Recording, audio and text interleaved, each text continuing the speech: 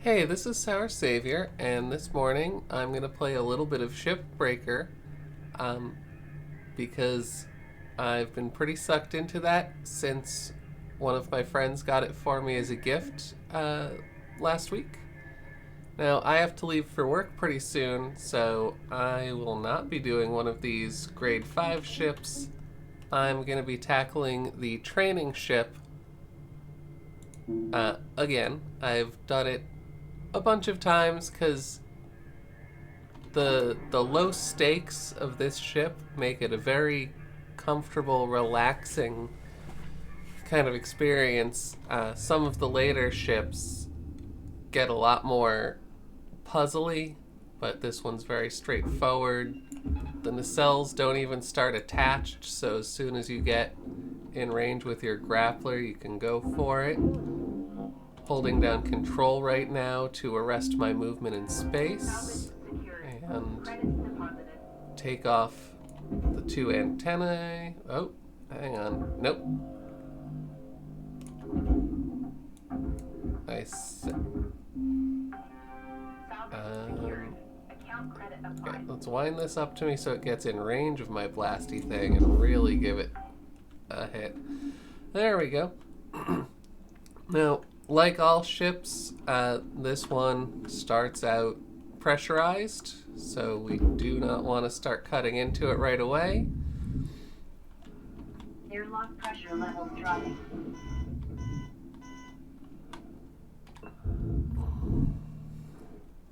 Don't worry about that thruster damage alert. Thrusters just get damaged from flying around. So this panel, and you'll find ones like it in most ships, depressurizes the ship, but it does not depressurize the airlock. So after you've depressurized the ship, you want to open up that airlock, because otherwise you're going to get a nasty surprise whipping things around when you open the airlock later. Oh, that's stuck on. These are useful in later missions, so the fact that you can keep getting them here is nice. Now let's cut off these 4 pieces.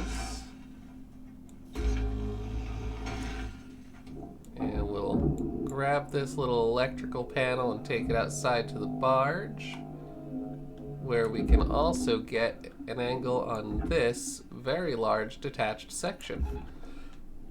Now, on basically any other mission, you wouldn't want to just jump right to this because there would be valuable stuff inside this piece. But here on the tutorial, it's worthless. And let's throw a second tether on, because this thing's moving pretty slow.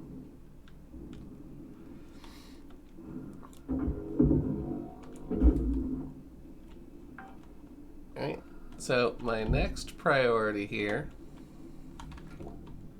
is I want to take out this panel that's opposite the reactor. Reactor's where your big money is going to be on a lot of these, especially the lighter ships.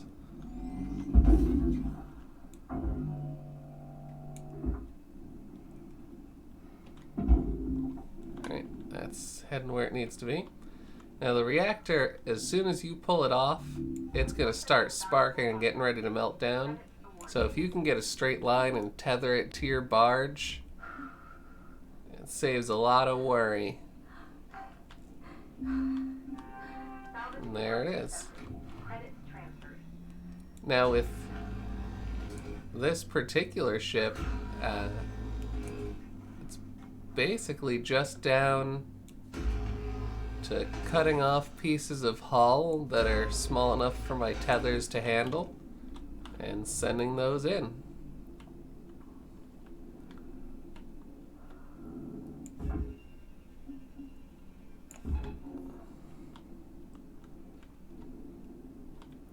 In a ship that actually had thrusters, I would want to cut off this thruster cap so I could pull the thruster out and throw it in the barge.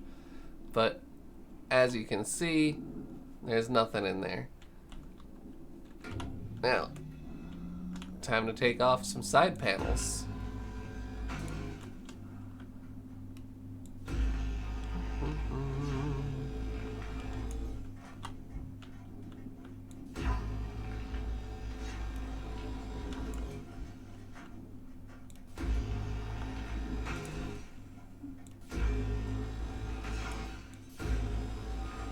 On even the tier 2 ships, with the tutorial here being considered the only tier 1 ship, but even on a tier 2 ship you would find stuff in this dead space between the outer and inner hulls, but because this is the tutorial ship, it's very much easy mode. Now, I could harvest these lights. They technically are worth something, but compared to the extra time that it takes, I don't find it to be worth it. The airlock, however, goes down to the barge, so don't want to send that piece.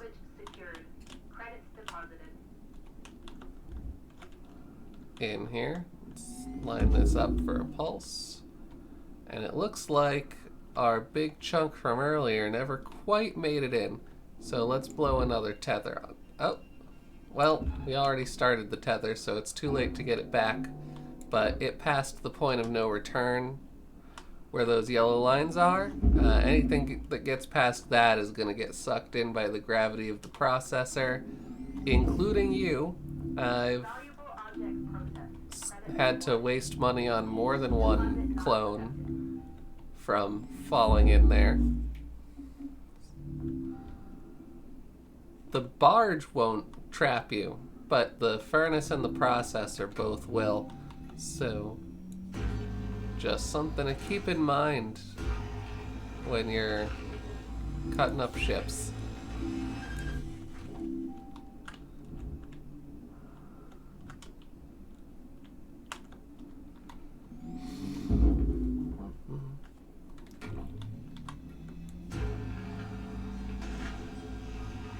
So the cutter has a second mode that just slices stuff up.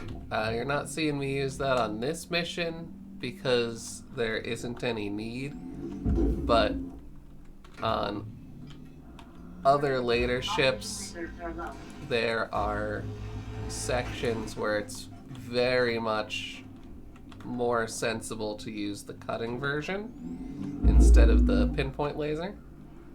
Now, we've got a warning that we're almost out of air. So I'm gonna go fill up my tank, which, of course, is gonna cost me several thousand credits. Welcome to Vendatron 9000. Oxygen level stabilizing. Because that's just the universe we're in. Oh, look. Here's a bunch of ship parts that got themselves stuck right outside the point of no return. So let's just give that a push. And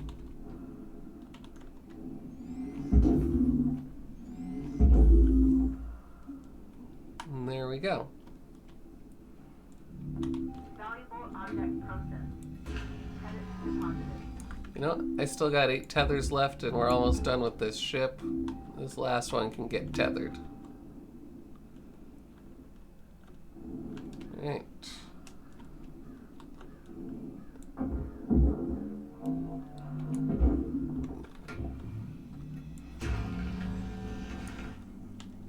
I don't know how much it's really worth, but I tend to just go for anything that's barge stuff.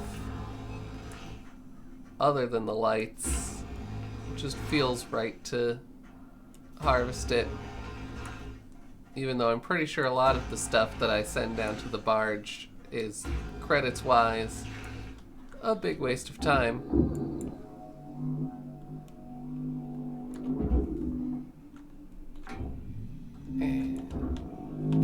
this out. Account credit applied. Get an angle on it.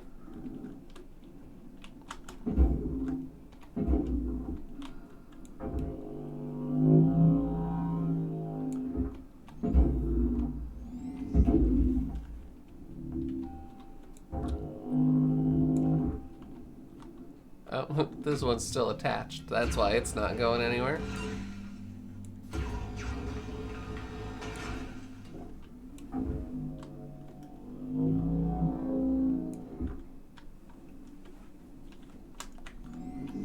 You got about 5 minutes left in this shift, Cutter. Don't bite off more than you can chew. We Yep. wrap. The front two panels on the top there need to go in the furnace, which is the same as where this frame's going to go when I'm done with it. So I'm just going to take off these two panels that want the processor and leave the two panels that want the furnace.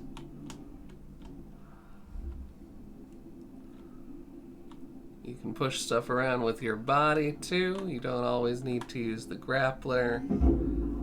Grappler's the safer option in general, but sometimes you can't get a good angle on it, and as long as you aren't accelerating hard into something, you can just shove it around where it needs to be with your body. Now I don't need my tethers for anything else, so I'm going to speed up this thing Supplies are low. by just blowing all the tethers I got left, or all the ones I can get an angle with. Really zip that thing in. Oh, this fell off all on its own.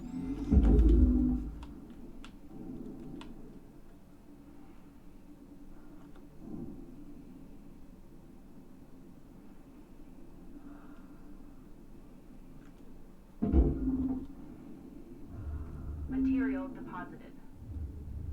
Yeah, that looks like it's drifting in. So there we have it. Started with a ship. Now, no more ship. And that's kind of the whole point of Shipbreaker here. Except a lot of the ships are a lot more complicated, and you'll need to use more than one trip to take them out.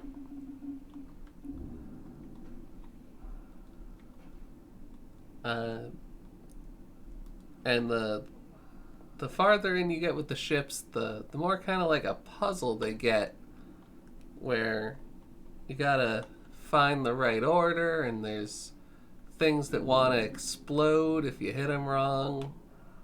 And later on, when I'm doing one of these videos, not immediately before leaving for work, I'll show you guys one of those. But one quirk of the current build of the game is it won't save an in-progress ship when you close the program. So I picked this ship because I could finish it in one sitting.